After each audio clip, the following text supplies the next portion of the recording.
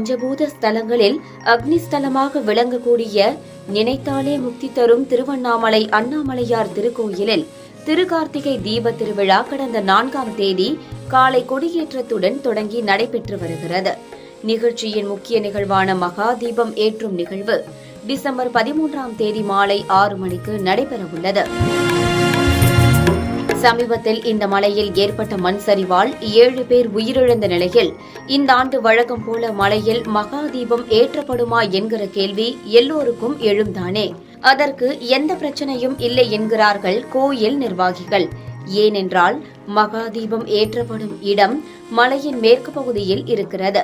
அதற்காக மலையின் வடக்கு பகுதி வழியாக மக்கள் ஏறி செல்வது வழக்கம். ஆனால் மண் சரிவுகள் நடந்த இடமோ தெற்கு பகுதியில் இருக்கிறது. எனவே மகா தீபம் ஏற்றப்படும் இடத்திற்கு எந்த பாதிப்பும் இல்லை.